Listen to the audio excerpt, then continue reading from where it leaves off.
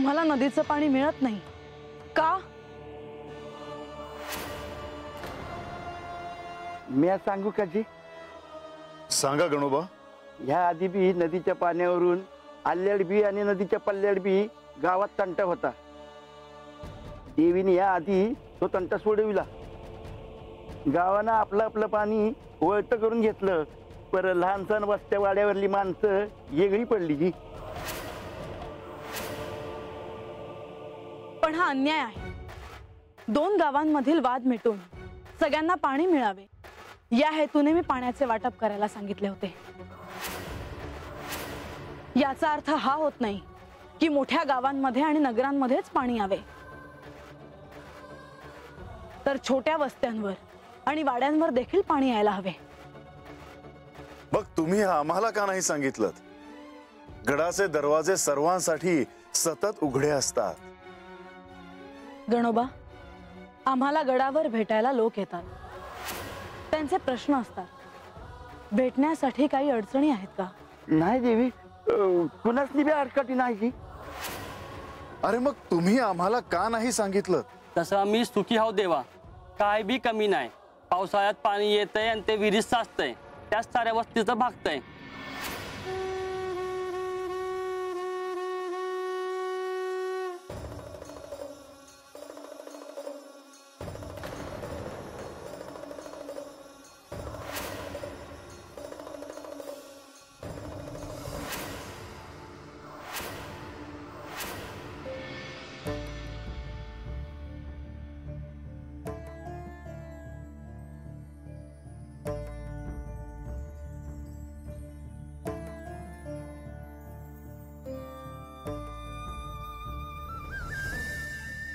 आज श्री खंडेराय आणि म्हाळसादेवी जेजुरीत प्रजेला भेटण्यासाठी गेले आहेत। ते दोघेही गडावर नाही। ह्या गडाला त्यांच्याशिवाय शोभा नाही। खरं आहे देवी, आज सगळीकडे चंपा षष्ठीचा नवरात्रोत्सव सुरू आहे। सगळीकडे चैतन्याचं वातावरण आहे आणि सगळी प्रजा मनोभावे श्री खंडेरायांची पूजा करते आहे। आपल्या भक्तांची भक्ती श्री खंडेराय जाणतात आणि म्हणूनच आजपर्यंत ह्या प्रजेला कसलीही कमतरता त्यांनी भासू दिली नाही। मी हे जाणते।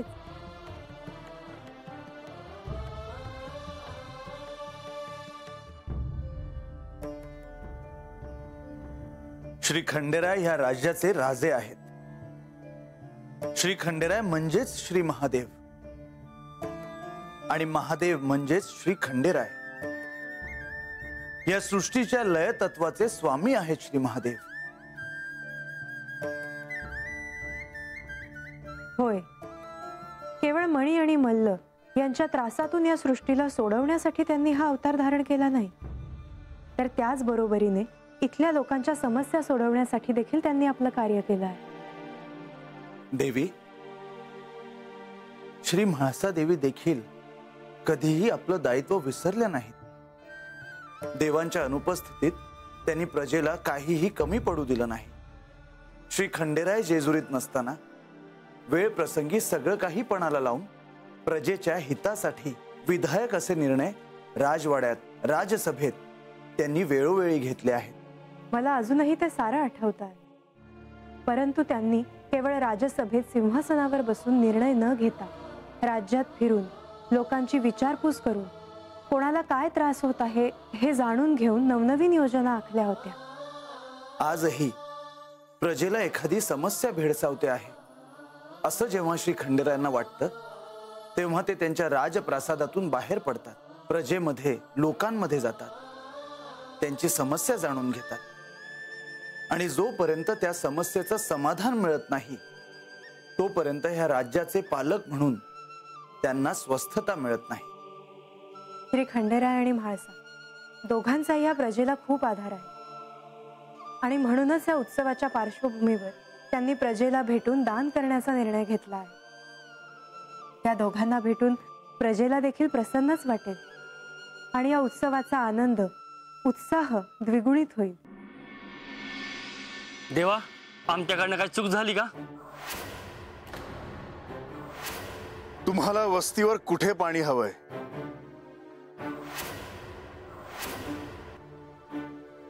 देवानी तुम्हाला विचारलंय ना मग पाणी कुठे हवंय? बोला की, घाबरू नका.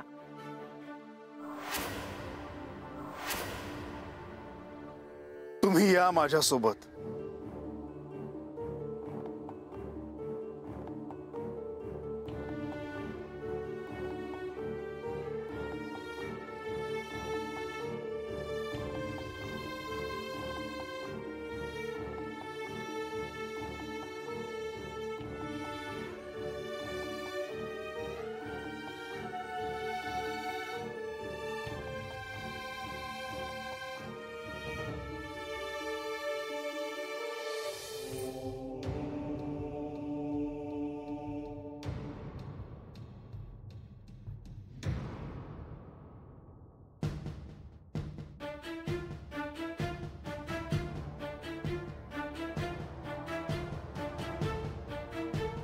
हे धरित्री देवी, तुझ्याकडे जो जलकुंभ आहे तो ह्या माझ्या माणसांना मिळावा म्हणून मी इथवर आलो आहे.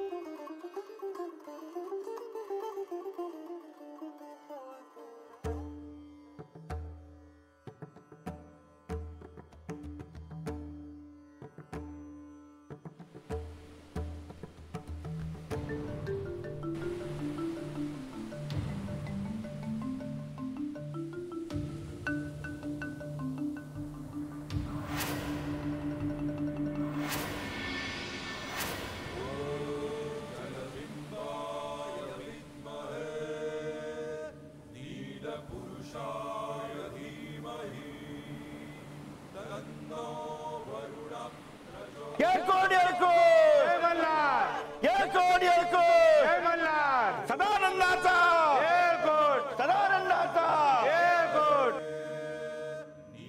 देवा, पहिलं पाणी आपण प्यावजी.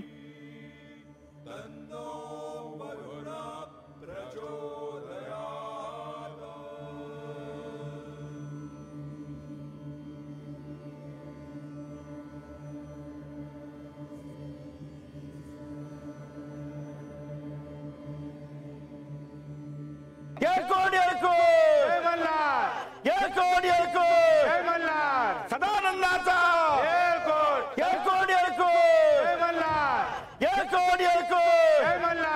सदानंदाचा.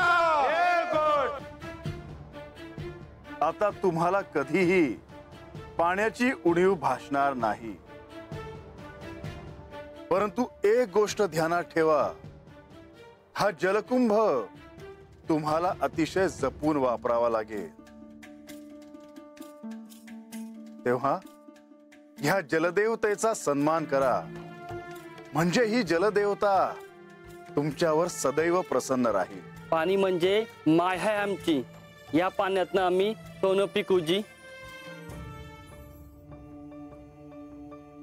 गणोबा, सगळ्यांसाठी आणलेल्या भेटवस्तू आणा. जी देवी.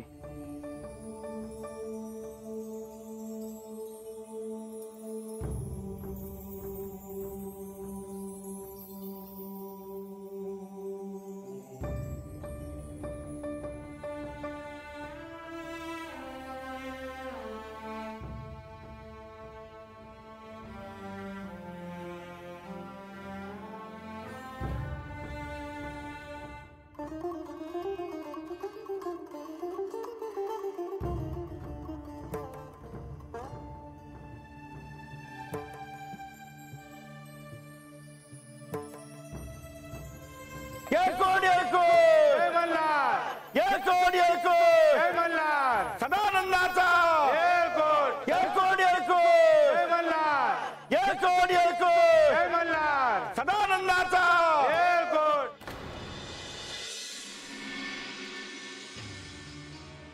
मानो या म्हाताऱ्याच्या डोळ्यांना समद कळतं बघ. माझ्यापासून काय बी लपत नाही बाळा. बरं झालं तुला सगळं कळलं बाबा. पर हे असं चालायचं नाही. यातून काय तर वाट काढायला न ग का. अगं हे काही विचार न झालं वैश्वंता. अगं आम्ही समजे जातो देवासंग बोलतो. लेख दिली आहे आमची. अरे आबा असं काय बी करू नका. हे असं गप गुमान बसून कसं चालत. का नाही बोलायचं. आबा तुला तर आता समज ठाव झाला आहे आणि आता मी आबी तुझ्यापासून काय बी लपवणार नाही. पर ह्याच्या पायी तुम्ही देवासने काय बाय सांगाय जाऊ नका. अगं मग आम्ही करायचं काय ते तरी सांग. मला ठाव आहे का तुमच्या समजांचा लय जीव आहे माझ्या. पर तुम्ही असं काय बी करू नका. तुम्ही देवाच्या दर्शनाला आलं आहेसा त्याचं दर्शन घ्या. पर त्यापायी देवांना काय बाय सांगाय जाऊ नका. मला तर वाटतं या आम्ही समध्यांनी जाऊन त्या माळसा देवीसनी भेटावं. मावशे अगं नका ना ह्याच्यात पडू तुम्ही. एक तर मी जेजुरीत राहीन नाहीतर मला ही जेजुरी सोडून जावं लागेल.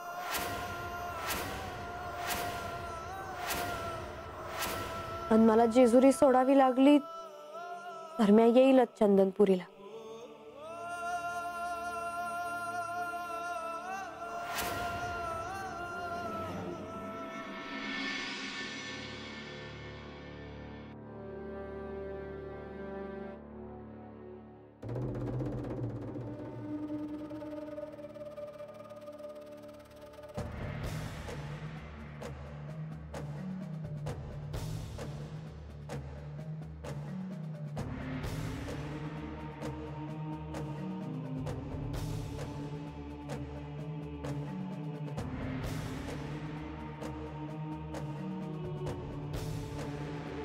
देवा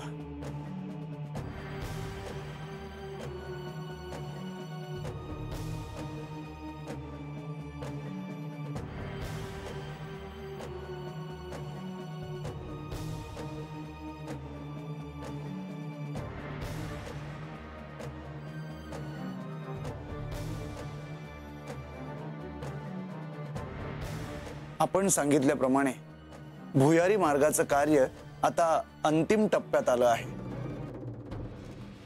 ह्या इथून सुरू होणारं हे भुयार बाणाईच्या वाड्यानजीक जाऊन पोहोचणार आहे.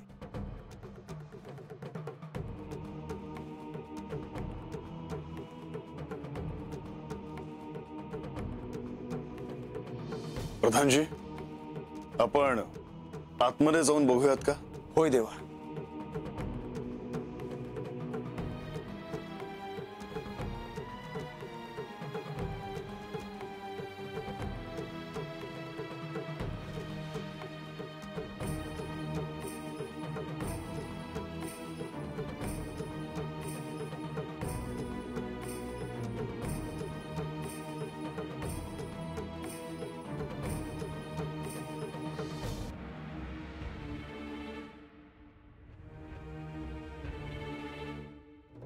प्रधानजी हे काम साधं नव्हे. अगदी कमी वेळातच हे काम झालं आहे. आता अगदी कमी प्रमाणात हे खोदकार्य शिल्लक आहे. प्रधानजी ह्या कार्याची कोणाला चाहूल तर नाही ना लागली. नाही देवा. अत्यंत गुप्तपणे हे खोदकार्य चालले आहे. भुयाराला प्रारंभ करताना मात्र श्री म्हाळसा देवी या खोदकार्याच्या आवाजामुळे अस्वस्थ झाल्या होत्या आणि या आवाजाचा माग काढत गडावरून त्या इथवर आल्या होत्या.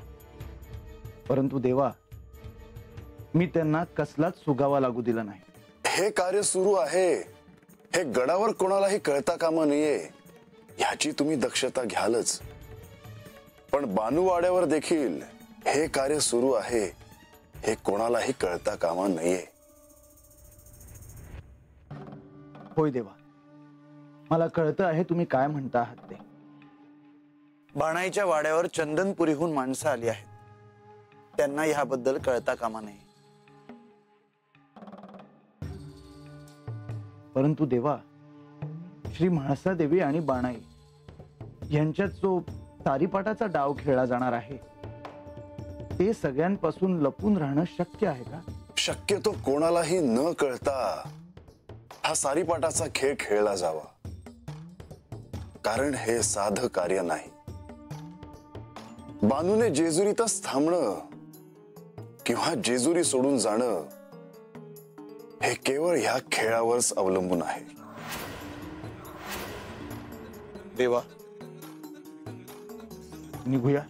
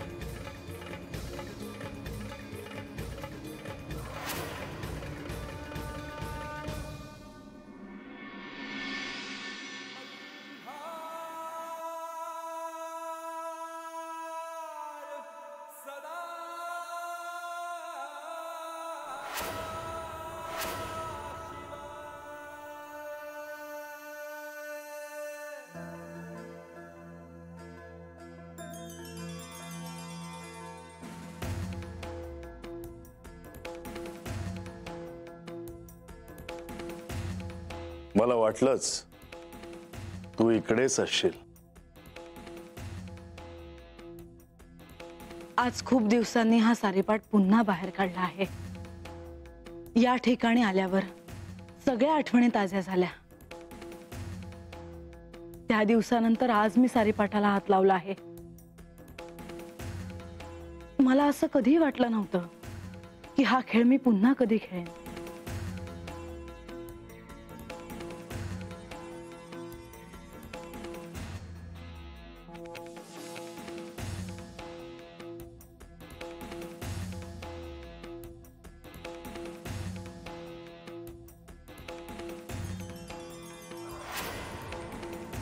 आता ह्या गडावर पुन्हा हा सारीपाट खेळला जाणार.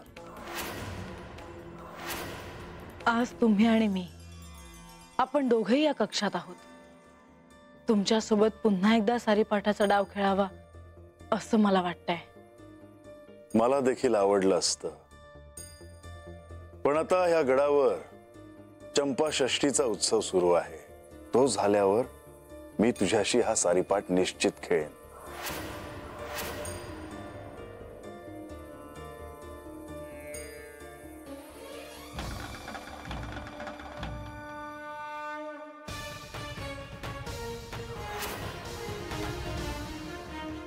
सारीपाठातले दान, हळद कुंकू, बेल भंडार, डाव प्रतिडाव, सारं सारं काही पुन्हा पुन्हा आठवतंय मला. मध्यान्हीपर्यंत डाव रंगणार होता, पण मी सूर्यदेवांना विनंती केली आणि ते मागे गेले. मला आठवतंय, तो डाव जिंकण्यासाठी तू अतिशय आतुर झाली होतीस. त्या डावात मी काही गमवेल याची मला कल्पनाही नव्हती. त्यावेळी तुम्ही मला सोडून जाऊ नये म्हणून मी तो खेळ खेळले होते. पण आता बानूने ही जेजुरी सोडून जावं म्हणून मी हा खेळ खेळणार आहे.